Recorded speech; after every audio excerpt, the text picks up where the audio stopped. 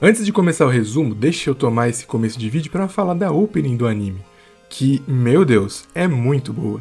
A banda é a mesma que cantou a opening 2 de Mesh, que virou um meme nas redes sociais, e eles também não decepcionaram na abertura de Dandadan. Eu tô ouvindo ela direto. Tirando a música, a animação em si é muito boa, estilizada, mostrando a sombra de alguns dos inimigos que eles vão enfrentar no futuro. Mostra a Momo, o prota correndo e se transformando, enfim, muito foda.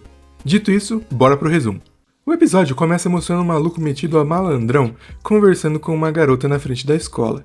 Ele tá falando que se ela não emprestar dinheiro para ele, não vai ter rolê hoje. Mas se ela deixar ele dar uma brincada, não tem problema. Na hora, a mina vira uma bicuda na cara do maluco, mas ele consegue defender e dá um chute nela, dizendo que o namoro deles termina ali. Meu Deus, ela namorava esse merda. Mais tarde, essa mesma garota conta o ocorrido para as amigas da sua sala. E caralho, que porra de maquiagem é essa? Não sabia que tinha indígena no Japão. Enfim, elas perguntam o que ela achou de legal naquele cara para começo de conversa. E ela diz que ele se parece com o Takakura Ken, um ator famoso de filmes antigos japoneses. E acho que não parece muito. Elas falam pra mina desistir, porque não existem homens masculinos como os personagens que o Takakura fazia. Depois disso, ela vai andando pelos corredores da escola, chateada e se perguntando se ninguém vai consolá-la. Até que ela olha para uma sala de aula onde vários alunos estão tacando papel em outro aluno. Os caras até colocaram um imã dentro do papel, mas na hora que eles vão tacar, a garota senta na frente e finge estar interessada no que o carinha tá lendo. Com isso, os caras desistem de continuar o bullying. Bom, depois que eles param, ela vai embora. Eu acho que é uma boa hora para apresentar os nossos personagens. Essa garota que tomou fora se chama Momo Ayase. E o nerdão que estava sofrendo bullying, por enquanto vamos chamá-lo de ocultista. O garoto vai atrás dela e diz que sabe que ela tá apaixonada, porque seria o único motivo para alguém como ela estar conversando com ele. Coitado. Ela explica que não quer ser amiguinha dele, mas ele mostra a revista que estava lendo e fala que também gosta de ocultismo. Era disso que ele estava se referindo. Porém, ela já retruca dizendo que não acredita em OVNIs. Aí ele vai tentando convencer ela, falando da NASA, do programa espacial japonês, de locais onde OVNIs foram avistados, como o Rancho Skinwalker, enfim. Ela acaba se irritando e grita com ele. Quando ela tá saindo, bate um arrependimento, porque ela percebeu que tocou na ferida, falando que o cara não tem amigos. Ela dá meia volta, pega a revista que ele deixou cair e pede desculpas. Ela também fala que não acredita em OVNIs, mas acredita em fantasmas. Mas aí o maluco começa a rir dizendo que acreditar em fantasmas é besteira. A garota fala que a avó dela é médium e que já viu um exorcismo de perto, a pessoa fica toda contorcida, se convulsionando. Mas o cara já retruca, falando que doenças causam convulsões e isso não prova a existência de fantasmas. A Momo pergunta se algum ET já deu carona pra ele. Pô, mas aí é argumento de maluco. Eles continuam discutindo até que a mina propõe um duelo. Se ela conseguir provar que fantasmas existem, ele vai ser seu serviçal. E ele fala o mesmo, se ele conseguir provar a existência de aliens, ela é quem vai ser a sua serva. Aí a merda já tá feita, né? À noite, a Momo vai para um hospital abandonado que é chamado de Santuário de OVNIs, onde há um rumor de que se você chamar os ETs no topo do prédio, você terá uma experiência de ser abduzido. E o ocultista vai até um túnel abandonado, onde dizem que há um fantasma. Enquanto isso, eles vão conversando pelo celular. Ela pergunta se ele já teve essa experiência de abdução, e ele fala que talvez, já que quem é abduzido tem as suas memórias apagadas. Eles continuam avançando, ela subindo o prédio e ele entrando mais fundo no túnel. Ela pergunta se o ocultista já viu algum ET, mas ele fala que não, e pergunta se ela já viu algum fantasma, mas ela também diz que não. Basicamente os dois acreditam em algo que nunca viram. É tipo religião. A Momo fala que só acredita porque a avó dela, de quem ela gosta muito, é médium, e ela foi criada com a avó, então teve a sua influência. Ela conta uma história de quando ela era criança. Naquela época, a avó dela obrigava ela a fazer um ritual de sorte quando ia para a escola. No caminho, ela tinha que fazer o L na cabeça até chegar lá. E obviamente as crianças zoavam ela por isso. Mas a gota d'água foi quando o menino que ela gostava tirou sarro desse ritual esquisito da avó dela. Mas depois ela percebeu que não ficou brava com a avó por causa do ritual, mas sim com as pessoas que tiraram sarro dela. Por isso, ela acredita em fantasmas. Aí a Momo pergunta o porquê que ele gosta de aliens, mas o ocultista fala que não tem um motivo para gostar. Nesse momento, coisas esquisitas começam a acontecer para os dois. No prédio da Momo, algumas luzes começam a falhar, e no túnel, pegadas de sangue começam a aparecer no chão. O ocultista tá morrendo de medo. Ele se vira e dá de cara com uma velha carniça, que fala que vai deixar ele chupar as tetas caídas dela se ele deixar ela dar uma mamada na bilola dele. Na hora, o cara já sai correndo falando que viu uma velha tarada. Enquanto isso, a Momo comenta que ele não pode correr, porque se ele perder uma corrida contra a vovó Turbo, ela amaldiçoa ele. Nisso, a ligação cai e na hora que a Momo decide sair do prédio, adivinha, os aliens aparecem e sequestram ela, rasgando as suas roupas no processo. A partir daqui eu vou colocar esse emoji para censurar o corpo dela, porque vocês estão ligados, né? E eu não quero perder esse vídeo. Enfim, os ETs falam que ela não precisa ter medo, porque eles são uma raça pacífica. Eles se chamam Serpoianos, e a sua raça consiste somente de machos, portanto eles se reproduzem por clonagem.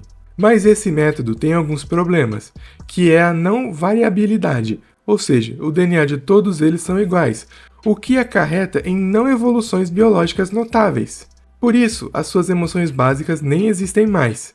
Então, para recuperar as funções reprodutivas similares às dos humanos, eles querem as bananas deles.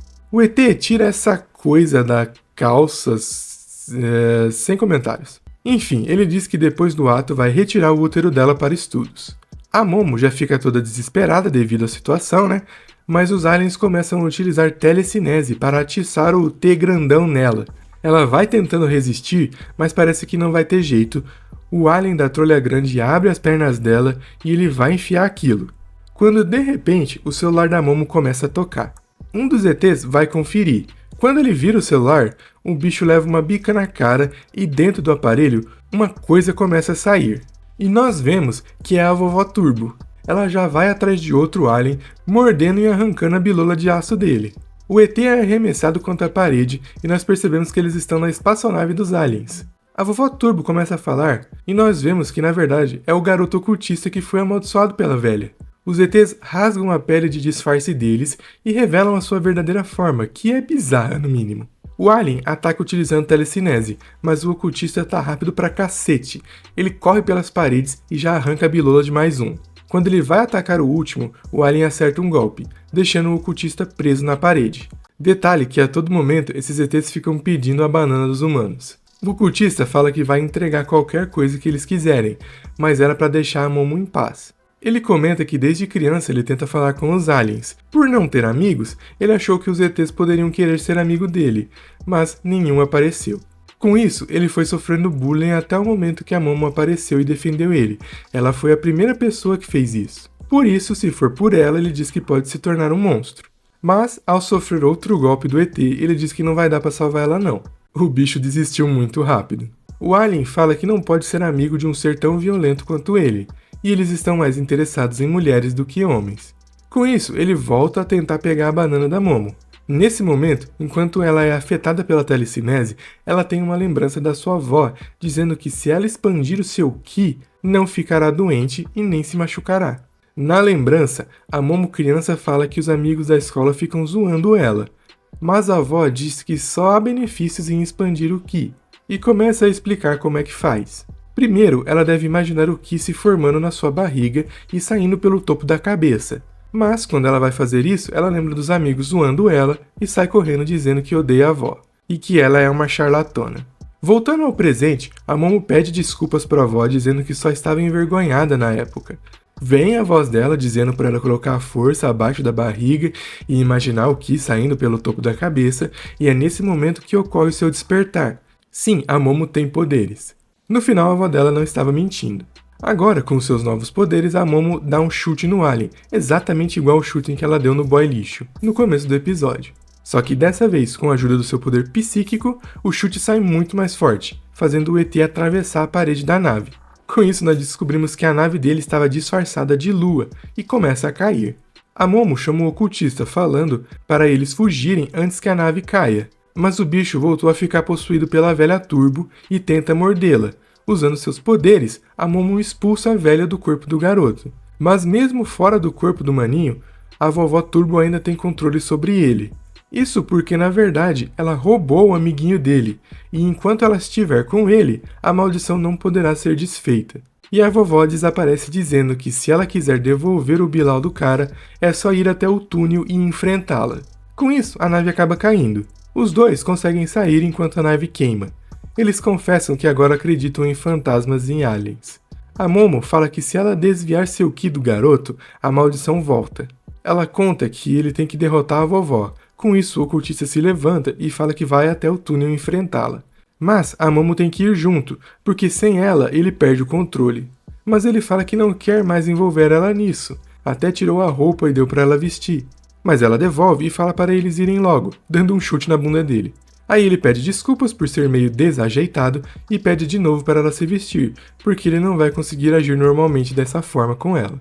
Quando ele fala isso, o coração dela palpita, porque essa é uma frase que o ator que ela ama disse uma vez em um filme. Ela entra em negação, dizendo que foi só coincidência, e finalmente ela pergunta qual é o nome do ocultista. E é aí que ele revela que o seu nome é Takakura Ken.